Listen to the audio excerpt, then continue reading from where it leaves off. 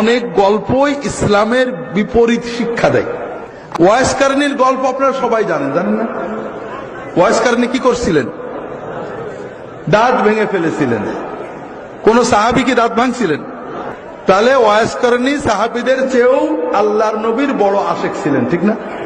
সাহাবীরা নিজেদের চোখ দিয়ে দেখেন যে নবীজি সাল্লাল্লাহু আলাইহি সাল্লামের দাঁত ভেঙে গেল, তারা একটা দাঁতও ভাঙলেন না।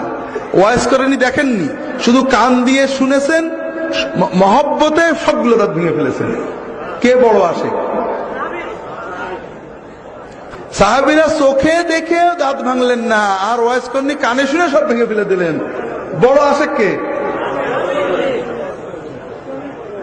এইবার বোঝেন, বোঝেন।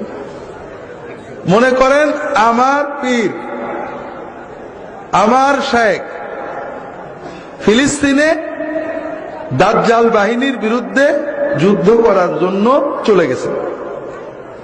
মোবাইলে খবর আসলো আমার পীর নায়েবে রাসূল তিনি ইহুদিদের গুলি লেগে শহীদ হয়ে গিয়েছেন। সঙ্গে সঙ্গে আমি আশেকে পাগল হয়ে নিজের পিস্তলটা দিয়ে নিজের বুকে গুলি নিয়ে শহীদ হয়ে গেলাম। হুজুরও যে জান্নাতে, আমিও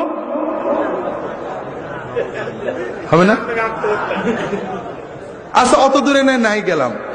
আমার কাছে খবর আসলো ইহুদিদের গুলি লেগে হুজুরের দাঁত ভেঙে গেছে। আমি তাড়াতাড়ি নিজের হাতুড়ি দিয়ে বাড়ি মেরে নিজের দাঁতগুলো ভেঙে ফেললাম। কাফেরের গুলিতে, যুদ্ধের ময়দানে কাফেরের গুলি লেগে দাঁত ভেঙে হুজুর যে পরিমাণ সওয়াব পেয়েছেন, নিজের হাতুড়িতে নিজের দাঁত ভেঙে আমিও সেই পরিমাণ সওয়াব পাবো, একটু বেশি পাবো। একটু ভালো করে বোঝেন। হুজুর দাঁত ভাঙতে চাননি, হঠাৎ গুলি লেগে ভেঙে গেছে, আর আমি নিজে ইচ্ছায় সচেতন ভাবে আল্লাহর ওলির মহব্বতে ভাঙছি। আমার সব বেশি হবে না? অর্ধেক হবে, অল্প হবে। কি হবে? গুনাহ, কবিরা গুনাহ।